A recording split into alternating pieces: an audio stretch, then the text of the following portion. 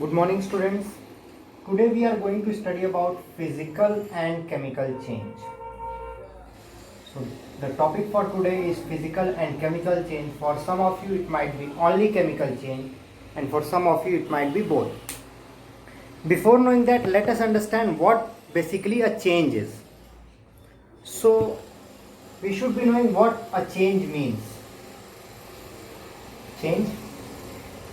Change basically means when you cannot see anything in its original condition once again. Okay, what does that mean? That means, for example, if I have a box like this, and after applying something like pressure or temperature, it gets like this. So it is not in the original condition. So whenever after any external force being applied, we cannot see anything in its original state or original condition, that signifies a change. Now change has been basically divided in two types. The first one being physical change and the second one being chemical change. So the scientists have divided the two, and you may have also heard about it in your previous classes or in your primary classes. Physical change means when the change is temporary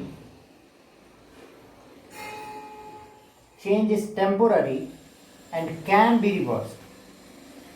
That means the most common example you may have heard of physical change is you take a glass of water, freeze it and it becomes ice, and after reversing the condition, that is heating it, you can get the same thing back. That is, ice gets converted into water, and after reversing the condition, water again gets converted into ice. This is an example of physical change. But on the other hand, chemical change means when the change is permanent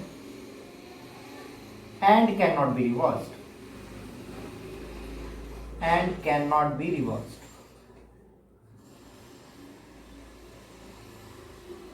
And the most common example you see is burning of a paper. When we burn a paper, we get ash, and that ash cannot be converted again back into paper.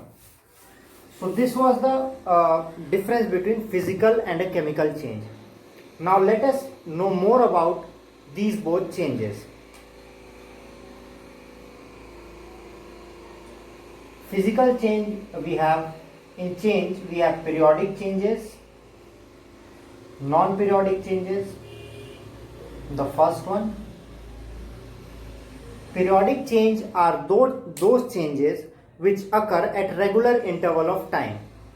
For example, rotation of earth, it occurs at regular interval of time. And in simpler ways, if I were to say, if you regularly sleep at same time and wake up at same time, that means after fixed interval of time you are doing same work. So that change is known as periodic change. And if something does not occur at fixed interval of time, that is non-periodic change. For example, today I am going to gym at 10 a.m. Another day I go to gym at 5 a.m. and another day I go at 7 p.m. So the difference is not same.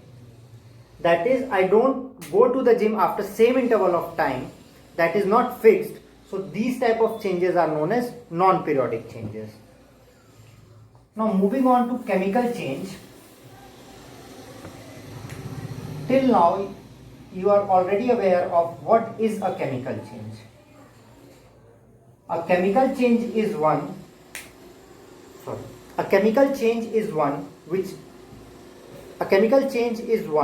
which cannot be reversed, which is not temporary, and which always forms a new product.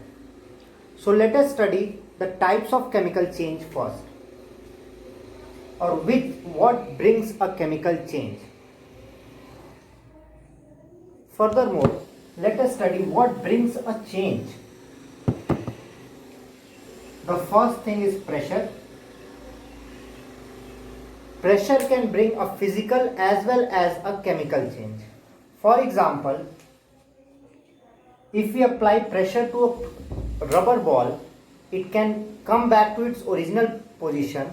That is an example of physical change brought about by pressure. Now, if we apply pressure to a tin, a substance made up of tin, or we apply pressure to two solvents, it gets mixed so vigorously that it cannot be reversed. For example, after applying a pressure, we mix carbon dioxide into our beverages. After releasing the pressure, the carbon dioxide gets evolved, but not all. Some of them is still mixed in it. This is an example of type of chemical change. So pressure can bring about physical and chemical change. Another thing is heat. Heat can also bring about chemical change, as I already told you, burning of paper. Heat, or you can also write temperature, can also bring about chemical change or a change. Light. How can light bring a chemical change? It might be very interesting and you might be very intrigued to know. So take an example of light. Everyone has heard of the reaction known as photosynthesis. So photosynthesis is a reaction where carbon dioxide and water mix together in the presence of light and form glucose. This reaction only occurs in the presence of light, that is H nu, and is non-reversible. After light, and you can also see another example, that is formation of X-rays. X-rays which you get after which the doctor gives you, if you apply light on it, it changes its position and the black one turns out.